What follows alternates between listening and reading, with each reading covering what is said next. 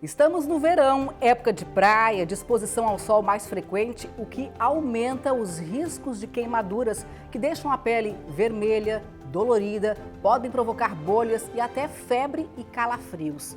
O que fazer quando isso acontece? Quais os danos para a pele e como se proteger devidamente? Bom, tudo isso e muito mais a partir de agora no Nossa Saúde. Fique com a gente!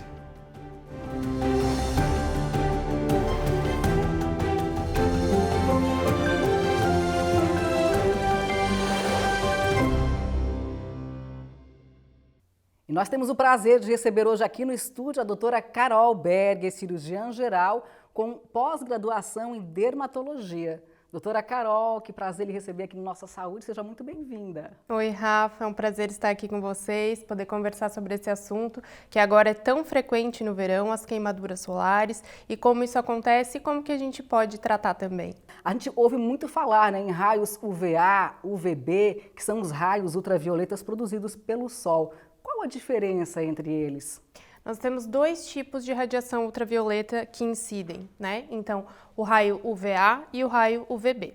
O raio UVA, ele tem uma constância, então ao longo do dia ele tem a sua intensidade constante. Os raios UVB, eles são mais intensos entre aquele período que a gente pede para a pessoa não se expor ao sol diretamente, que é entre as 10 e 16 horas.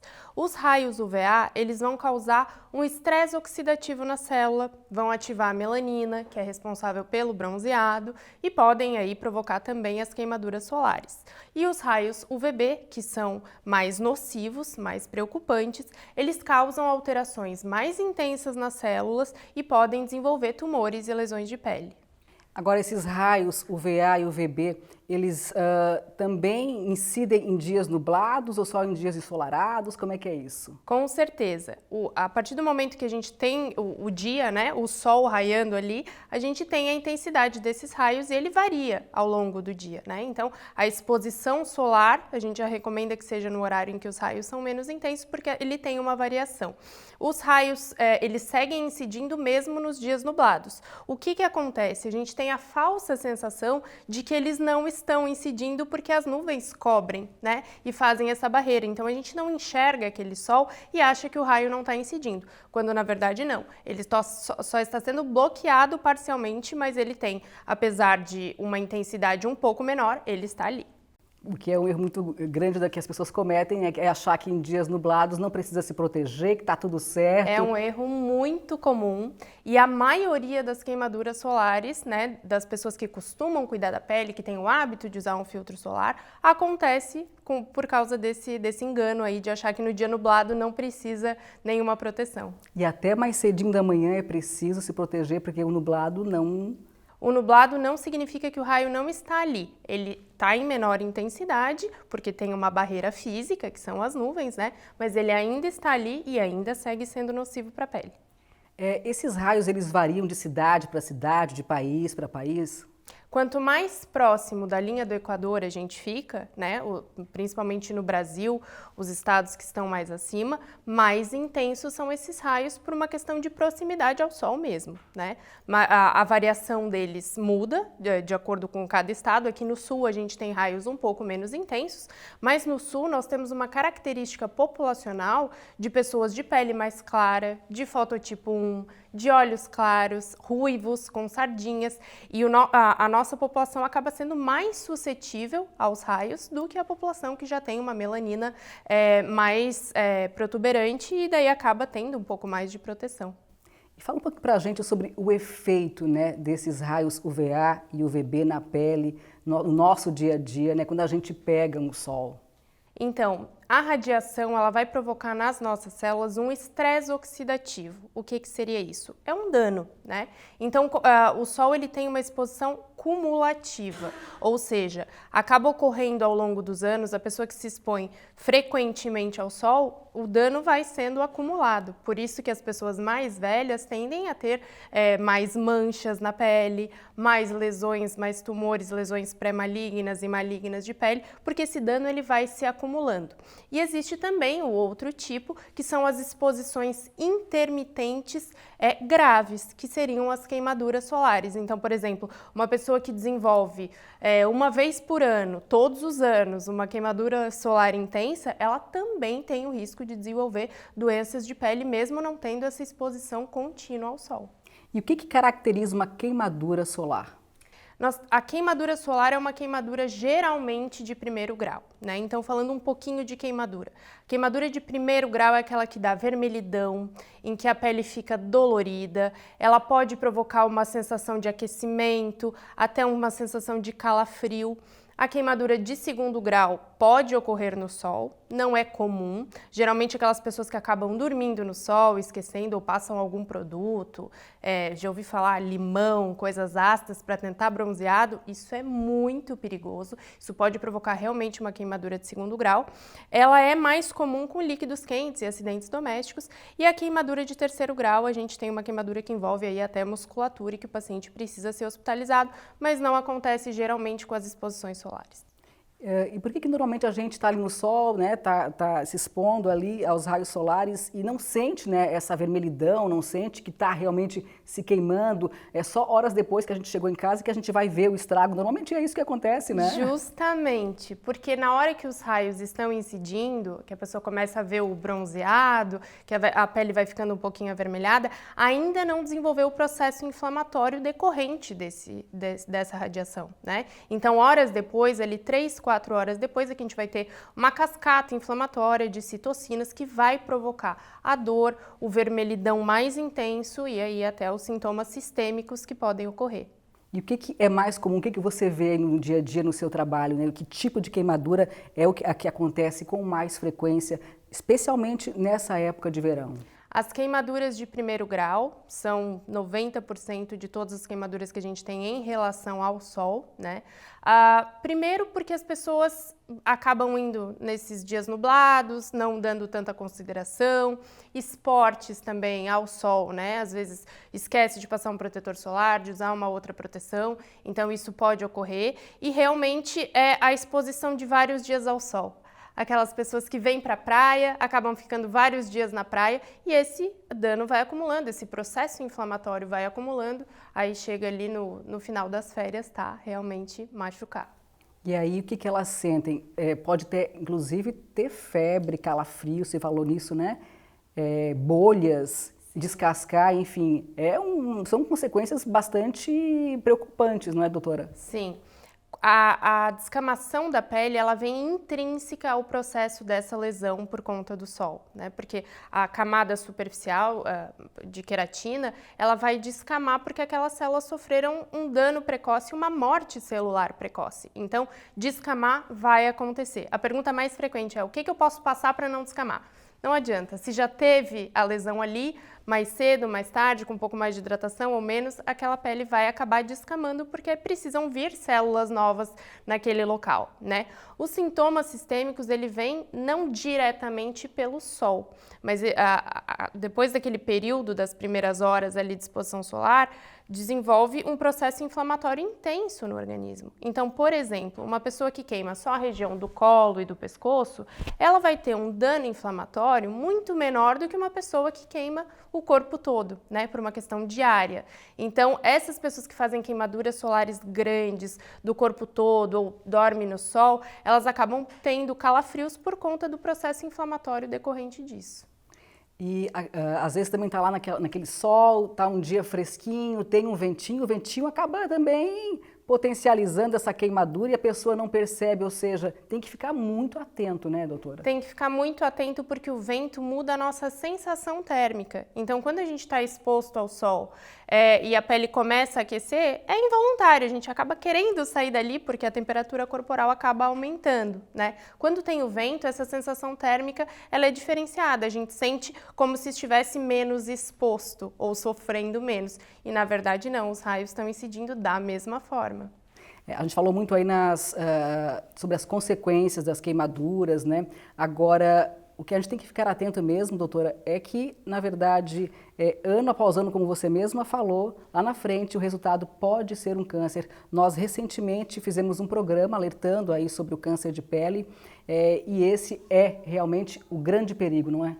É o grande perigo, mas tem muitas outras coisas que pode causar também. Então, todas as manchas na pele, lesões benignas que podem vir a se tornar lesões malignas, o fotoenvelhecimento, né, o envelhecimento da pele por conta daquele dano, isso ocorre tudo por causa dessa exposição prolongada, recorrente ou desses processos intermitentes muito intensos.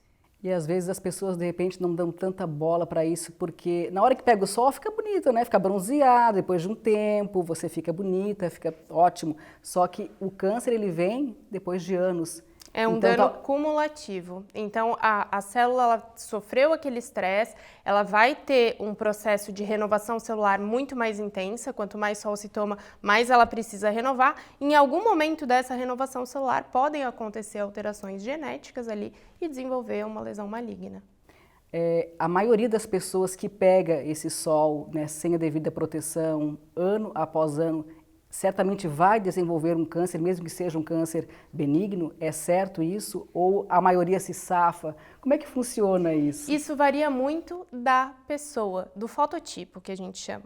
Então, pessoas mais claras, que têm uma menor produção de melanina, que têm os olhos claros, como a gente tem aqui bastante no sul, elas têm menos proteção, porque a melanina é uma proteção contra essa radiação solar. Então, quanto mais clara a pele, menos proteção ela tem, maior o risco que ela vai desenvolvendo ali naqueles processos de exposição solar. E, dependendo da quantidade e da área de exposição solar, né, ela pode desenvolver sim. É o que eu costumo dizer no meu consultório para os meus pacientes. Não é uma pinta que talvez se torne um câncer de pele. Se a pessoa tem 20 pintas, a chance aumenta 20 vezes, né? Porque uma delas pode vir a se tornar uma lesão maligna.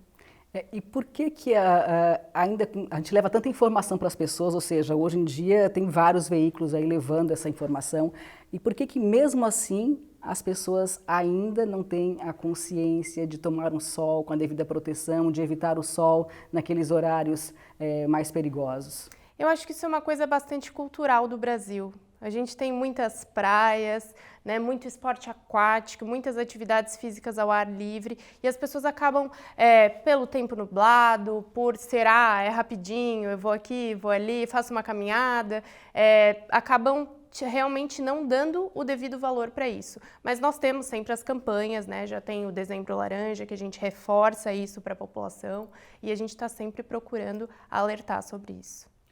Você falou alguma coisa sobre a questão do limão, né? Eu queria voltar nesse assunto, porque o limão é bastante preocupante, especialmente no verão, o sol não combina. Não combina. Quais são os perigos?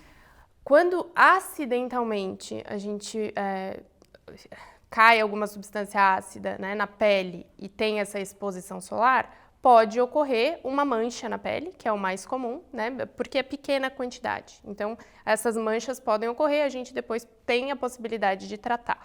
O que mais preocupa são as grandes quantidades. Há bem pouco tempo atrás, tiveram algumas pessoas na rede social que colocaram propositalmente limão para tentar fazer um bronzeado mais bonito, né? E realmente ocasionou uma queimadura de 2º grau com necessidade de hospitalização.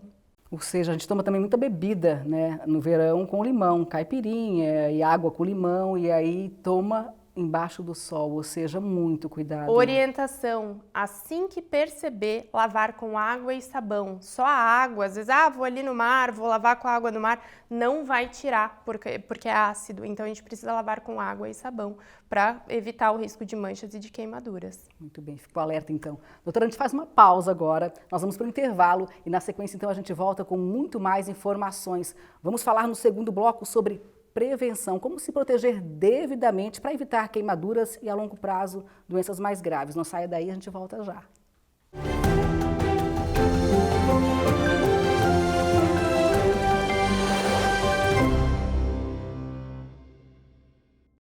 Estamos de volta com o Nossa Saúde. A gente segue aqui o nosso bate-papo hoje conversando com a doutora Carol Berger sobre queimadura solar. Doutora Carol, e aí a pessoa foi para o sol, acabou não se protegendo, teve uma queimadura que ela deve fazer? Qual é a primeira ação?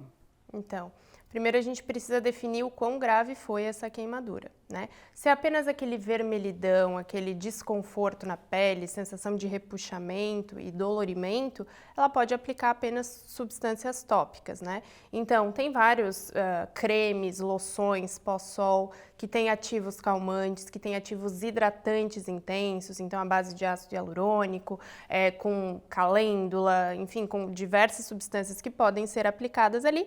E tem algumas receitas caseiras que a gente pode utilizar também, o famoso chá de camomila gelado. Olha, né? só! Realmente é eficaz, ajuda bastante, principalmente ele gelado. Outra coisa que recomendamos bastante para diminuir aquela sensação de ardor e de calor é água termal. A água termal colocada na própria geladeira, a pessoa bota na geladeira, usa o spray geladinho ali, dá uma sensação de conforto muito grande. Quando a gente tem grandes áreas, né, então o dorso todo, ou dormiu no sol, ficou com um estrago grande. Quando o estrago é grande, a pessoa sente sensação de calafrio, dor muito forte, né, uma área muito grande, realmente a gente tem que lançar mão de algumas outras coisas, às vezes analgésicos mesmo via oral, né?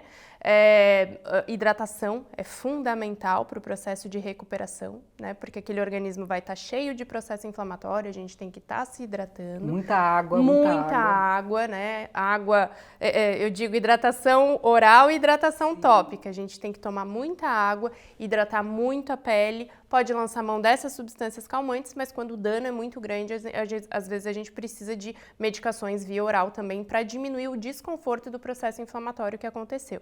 Essas compressas de chá de camomila ou as loções compradas em farmácias, elas devem ser feitas de quantas em quantas horas?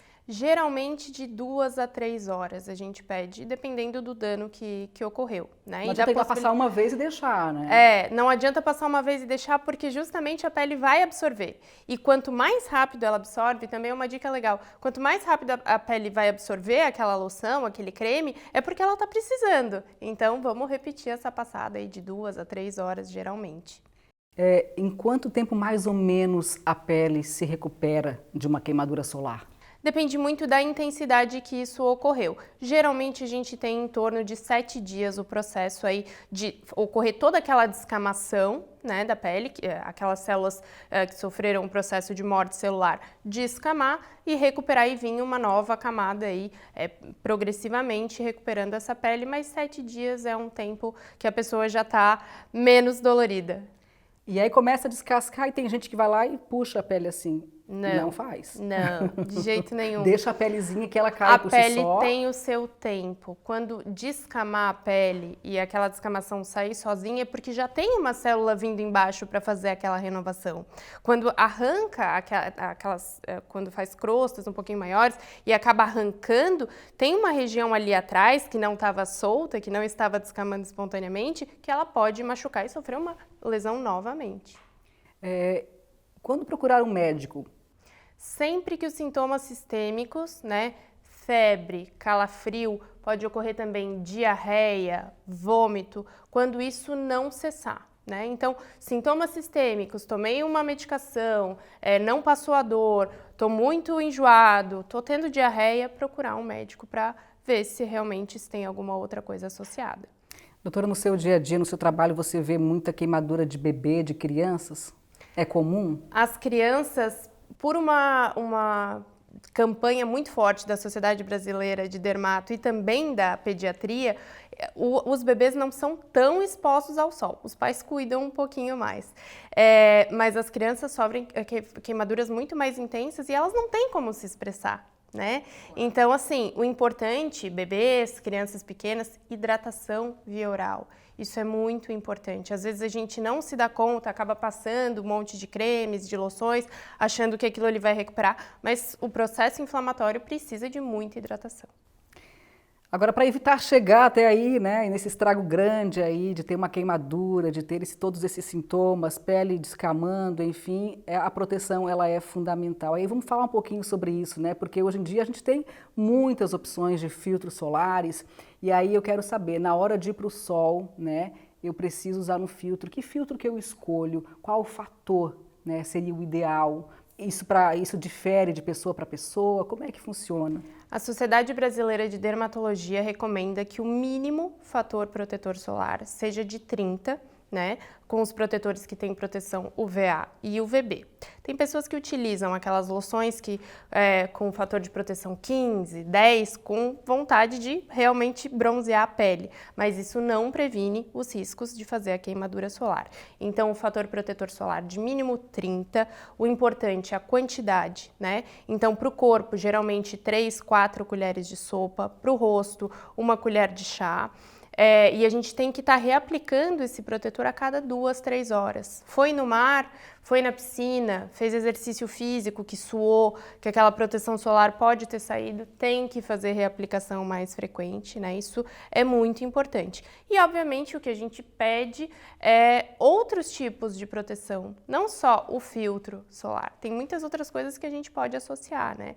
Chapéus com fator de proteção, guarda-sol tem bastante já com fator de proteção, as próprias camisetas, eu digo, se a pessoa não tem muito para investir, tem que investir em uma coisa para o verão, ela tem que investir numa roupa com proteção, né, solar. Por quê? Porque esse filtro, quando a gente tem que reaplicar o filtro solar, se não reaplica na medida adequada também e no tempo adequado, acaba que corre o risco de sofrer uma queimadura solar. E com aquela blusinha de proteção, isso ocorre bem menos. Lembrando que a questão também de tomar banho de mar também potencializa a questão do reflexo na areia. Com Tudo certeza, isso, né, doutora? Com certeza. E outra coisa que eu gosto sempre de lembrar é que assim, não é porque está debaixo do guarda-sol que não precisa de proteção, né? Então a gente tem a irradiação que vem com o aquecimento da areia, vem aquela irradiação, então aquele calor todo, os raios que vêm indiretamente pelos guarda-sóis que não têm fator de proteção, né? A própria roupa, às vezes as pessoas colocam uma blusa para ir fazer um esporte aquático, mas ela não tem um fator de proteção e acaba queimando através do tecido, né? Então é importante sempre utilizar o filtro solar e lançar mão de outras opções aí. Também para os olhos a gente tem o risco aí de desenvolver doenças oculares, né? Então sempre óculos de sol que tenha regulamentação adequada das lentes para proteção, chapéus, bonés, blusinhas de proteção solar, também os guarda-sóis que a gente pode lançar mão aí. Tudo isso é importante e ajuda muito, né? Muito. Lábios. A gente muitas vezes esquece, né? A gente esquece, mas se esqueceu, se não tem nada para usar no lábio, pode passar o protetor solar do rosto no lábio também, né? Vai ficar um gostinho um pouquinho desconfortável, porque não é próprio para isso, mas é melhor passar do que não passar nada. E eu posso usar o protetor do corpo para o rosto também, ou seria ideal ter um para o corpo e um para o rosto? O que muda, às vezes, na composição dos protetores para corpo e para rosto é que o rosto, geralmente, a pele é mais fina, ela é mais sensível, então alguma composição daquele filtro solar corporal, ele pode acabar causando irritação dos olhos, principalmente, né? Aquele lacrimejamento, aquele ardor. Então, o ideal é que para o rosto tenha um filtro solar específico e para o corpo outro. O inverso não é verdadeiro, então o filtro do rosto a gente pode usar no corpo tranquilamente. Muito bem. A gente faz uma pausa agora. A nossa equipe preparou uma reportagem, então, com pessoas que trabalham expostas ao sol e a gente foi saber como é que elas se cuidam, se é que elas se cuidam. E também com algumas pessoas que estão indo à praia agora, principalmente nessa época, para lazer. Dá só uma olhada. Manhã de sol e um lindo dia de verão em Florianópolis. Aos poucos, o cenário ganha mais cores.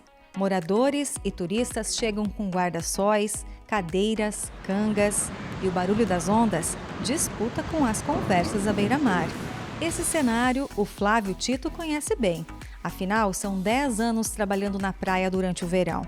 Ele conta que não troca isso aqui por nada, mas confessa que trabalhar sob sol requer atenção e cuidados. Tem os prós e os contras. Trabalhar na praia, né, o dia todo, solzão, faz um pouco de mal para a pele. Eu já peguei uma insolação, nada muito grave, mas descascar todo, o rosto, as costas.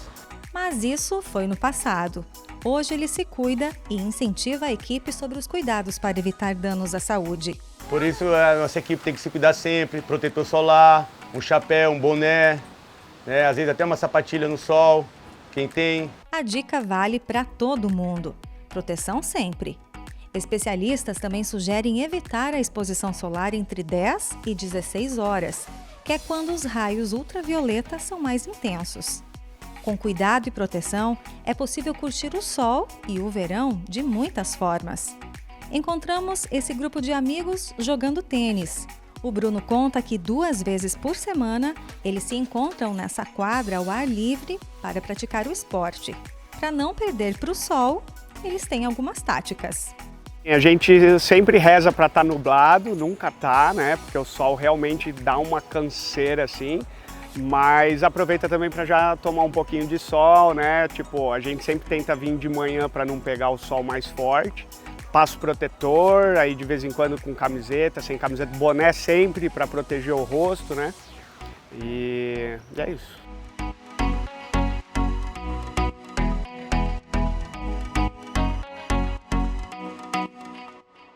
A gente viu aí então a reportagem, né, mostrando como é que as pessoas se cuidam aí para evitar danos provocados pelo sol, doutora. E aí quem trabalha, né, diariamente ali exposto aos raios solares, qual o recado, qual a orientação, como é que essas pessoas devem se proteger?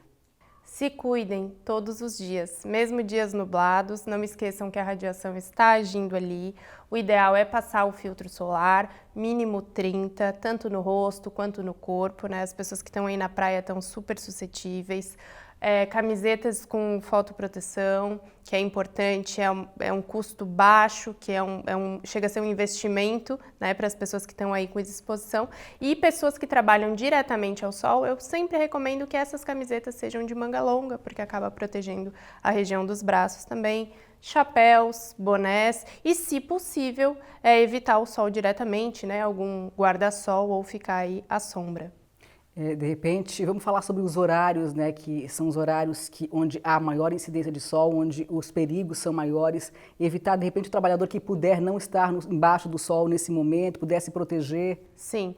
O horário de pior exposição solar seria entre as 10 e 16 horas, né, com mais riscos, os danos são maiores por causa da intensidade dos raios ultravioletas. Então, se essa pessoa conseguir ficar pelo menos à sombra nesses momentos, né, isso seria interessante. E também reforçar a questão da importância da hidratação. Muito, né? O sol em si já provoca uma desidratação na pele por conta do nosso suor, a gente tem muito mais sudorese por conta do calor, as temperaturas aumentadas e a exposição solar intensa, e também a lesão que ocorre na pele vai provocar um estresse oxidativo, um processo inflamatório intenso, e a hidratação, tomar água, é muito importante, é fundamental para essa recuperação e inclusive para não sofrer processo de desidratação, que é bem comum no verão. A gente está falando aí para as pessoas, nessa época de verão, especialmente, mas os cuidados devem ser ao longo de todo o ano, não só nessa época, na estação mais quente do ano, né, doutora Carol? Com certeza. Sempre que tem exposição solar, as pessoas que trabalham ao ar livre, mesmo não sendo no verão, os raios diminuem a intensidade, mas eles estão ali, vale lembrar. Nossa entrevista vai encerrando e eu queria que você deixasse aí suas considerações finais, o seu recado para os nossos telespectadores.